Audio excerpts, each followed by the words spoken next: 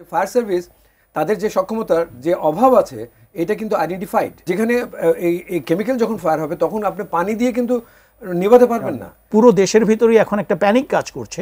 আমি কালকে অফিসে গিয়ে আমার মনে হবে কখন আবার আমার অফিসে আগুন লেগে যায়।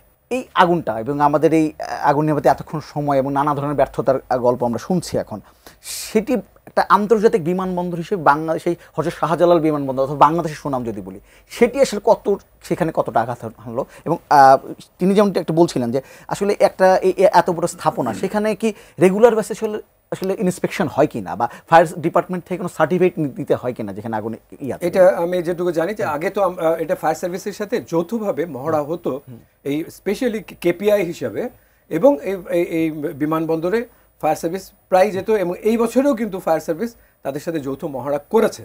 এবং সবচেয়ে ইন্টারেস্টিং হলো যে ফায়ার সার্ভিস তাদের যে সক্ষমতার যে অভাব আছে এটা কিন্তু আইডেন্টিফাইড, এবং তারা নিজেরাও জানেন, এবং আমরা তাদের বক্তব্যতেও কিন্তু সেটা তারা প্রকাশ করেছে যে একটা হলো বিমানের জন্য, বিমানে আগুন লাগলে তারা যেভাবে সক্ষম, কিন্তু গ্রাউন্ডে স্টোরে আগুন লাগলে তারা যে তাদের সক্ষমতা সেভাবে নাই সেটা কিন্তু তারা প্রকাশ করেছে। এবং ফায়ার সার্ভিস চেয়েছে যে এই বিরাট ইন্টারন্যাশনাল এয়ারপোর্ট, এটা আন্তর্জাতিক মানে, এবং আপনি যেটা বললেন যে সারা বিশ্বে একটা আমাদের যে আমরা নতজানু হয়ে গেলাম, তা এই সংকটে যেটা বললাম, তো এইটা থেকে উত্তরণের উপায় ছিল যে ফায়ার সার্ভিস কিন্তু এখান থেকে তারা একটা স্টেশন দেওয়ার জন্য তারা খালি বলেছিল যে আমাদেরকে যদি জমি বরাদ্দ করা হয় we will have a fire station also. তা সেটাও কিন্তু তারা কোনো শব্দ করে নাই আজ পর্যন্ত। তা এটাও খুঁটিয়ে দেখার, এই ইনকোয়ারি যখন হবে তখন এটাও কিন্তু খুঁটিয়ে দেখতে হবে যে কেন তারা রেসপন্ড করলো না যখন তাদের নিজেদেরই সক্ষমতা ছিল না। দ্বিতীয়ত হলো যে রিস্ক অ্যাসেসমেন্ট। তা এখন হলো কি, যেটা বলছিলেন যে ডক্টর ইউসুফ, যে যেখানে ফায়ার প্ল্যান থাকবে, এবং ওইটা ফায়ার প্ল্যানটা বেসিং অন রিস্ক অ্যাসেসমেন্ট। তো রিস্ক অ্যাসেসমেন্ট যখনই করা হবে তখন কোথায় কোথায় রিস্ক এরিয়াজ, যেমন যেটা আমরা জানি কার্গো ভিলেজ, তার মানে সবচেয়ে ভালনারেবল জায়গাটা হলো ওইখানে। আর ওইখানেই ইনবিল্ড ফায়ার সিস্টেমটা কী ছিল, কোথায় যেখানে এই কেমিক্যাল যখন ফায়ার হবে তখন আপনি পানি দিয়ে কিন্তু নিভাতে পারবেন না, সেখানে অটোমেটিকলি ফোম ইউজ করতে হবে, সেখানে কার্বন ডাইঅক্সাইড ইউজ করতে হবে, সেখানে কেমিক্যাল পাউডার ইউজ করতে হবে। তো এগুলা কি যথেষ্ট পরিমাণে সেখানে মজুদ রাখার কথা, সেগুলো কি ছিল?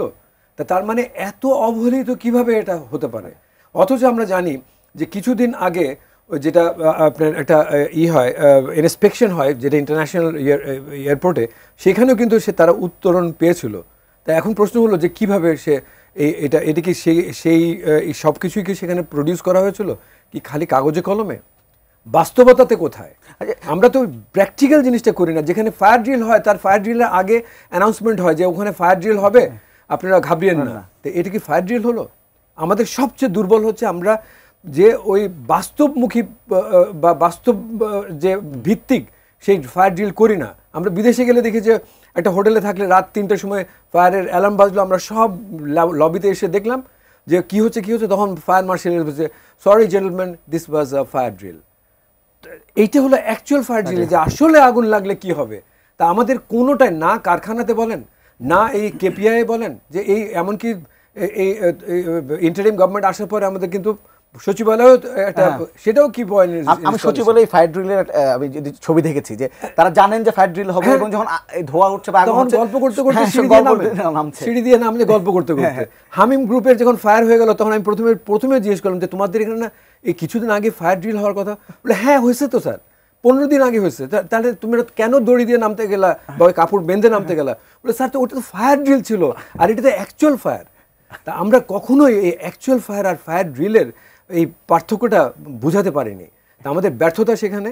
এবং এটা থেকে উত্তরণের উপায় হলো যে ইমিডিয়েটলি এখন যেটা বললেন যে সারা দেশে একটা আতঙ্ক ছড়িয়েছে, এবং কি এখন সরকারের উচিত হবে যে যত রূপপুর পারমাণবিক কেন্দ্র থেকে শুরু করে যত কি পয়েন্ট ইনস্টলেশন আছে ইমিডিয়েটলি তাদেরকে ফায়ার ড্রিলে নিয়ে আসতে হবে, তাদের কোঅর্ডিনেশন করতে হবে। অন্যান্য ডিপার্টমেন্টে কীভাবে কোঅর্ডিনেশন করছে তাহলে অন্তত সরকারি প্রতিষ্ঠানগুলো এটা বেগবান হবে। সাথে সাথে প্রাইভেট সেক্টরে যাদের 50 জনের বেশি শ্রমিক থাকলেই কিন্তু একটা সেফটি কমিটি থাকার কথা।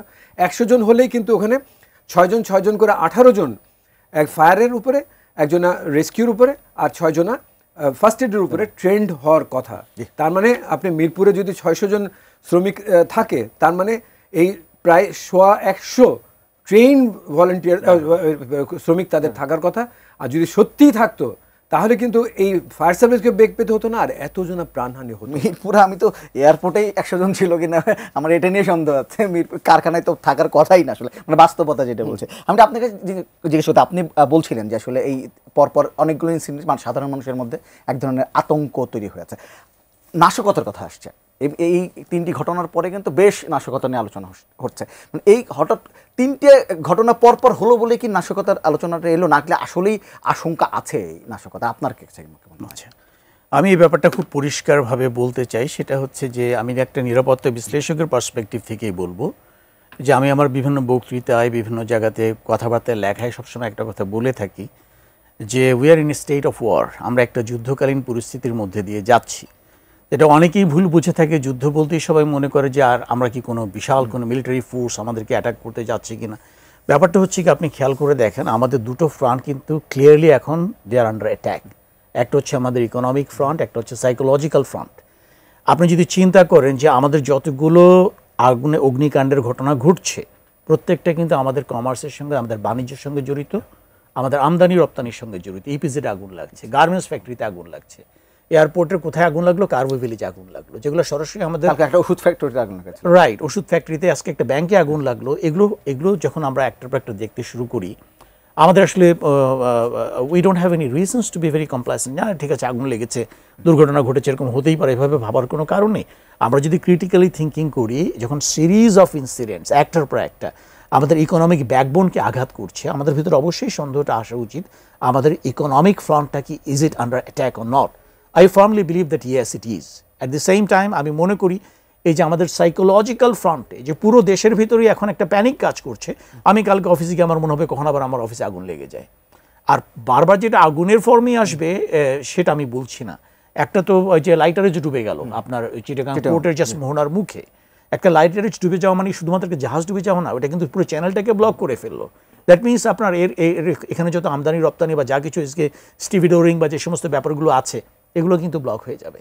So I can clearly see যেখানে উই আর আন্ডার অ্যাট্যাক। এবং সময়টা এরকম, আপনি যদি দেখেন যে আমরা কতগুলো হিস্টোরিক্যাল মোমেন্টের মধ্যে দিয়ে যাচ্ছি।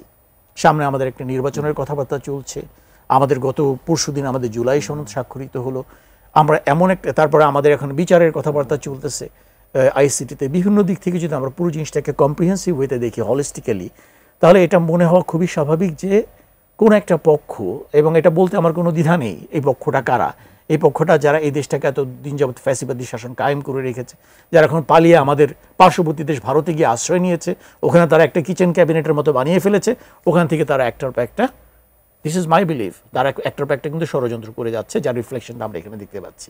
কাজেই এখানে আমি মনে করি ব্যাপারটাকে তো হালকাভাবে নেওয়ার কোনোই কারণ নেই, আমাদের সচেতন হওয়া অবশ্যই প্রয়োজন। আর এখানে আমি মনে করি যে দায়বদ্ধতার যে ব্যাপারটা, আমি এটাকে গতানুগতিক একটা, যখন নাকি কোনোখানে অগ্নিকাণ্ড সংঘটিত হয়, দেখা যায় ওখানে ফায়ার সার্ভিসের যিনি মহাপরিচালক আছেন এখানে দাঁড়িয়ে একটা বক্তৃতা বিবৃতি দেন, আপনারা সাংবাদিকরা কিছু নিটে সুন্দর একটা রিপোর্টিং করে দেন। কিন্তু I would like to ask questions to many other people, এটা কি আমরা অ্যাবসলিউটলি একটা শুধুমাত্র ফায়ার হ্যাজার্ড হিসেবে দেখব? দেন প্রবাবলি দি ফায়ার সার্ভিস কিংবা ওই বিমানবন্দরে যারা এর সঙ্গে জড়িত তারাই দায়বদ্ধতার আওতায় আসবে।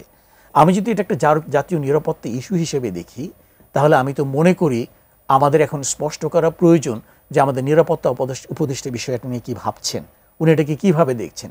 এটা যদি নাশকতাই হয়ে থাকে, এটা যদি আমাদের জাতীয় নিরাপত্তার জন্য একটু হুমকি হয়ে থাকে, এটা স্বীকার করতে আমাদের কি কোনো সমস্যা আছে? এটা স্বীকার করলে কি আরও বেশি প্যানিক সৃষ্টি হবে মানুষের মধ্যে, নাকি তাদের ভিতরে সচেতনতা তৈরি হবে যে এরকম একটা এফার্ট চলছে আমাদের নিরাপত্তাকে আন্ডারমাইন করার জন্য, একটা প্রচেষ্টা চলছে কোনো একটা পক্ষ থেকে, কোনো একটা মহল থেকে। তা আমি তো মনে করি এটা ভেরি ওয়েল একটা ন্যাশনাল সিকিউরিটি ইস্যু। কাজেই যখনই এই বিষয়টা নিয়ে দায়বদ্ধতার ব্যাপারটা আসবে, এখানে একটা তদন্তের ব্যাপার আসবে, তদন্তটা কারা করবে আমি সেটা দেখতে চাই। এই তদন্তটা কিন্তু বেবিচাক করলে হবে না। আপনি মুরগিকে চুরি করলো, সেটা তদন্তের ভার কিন্তু শিয়ালকে দিলে হবে না।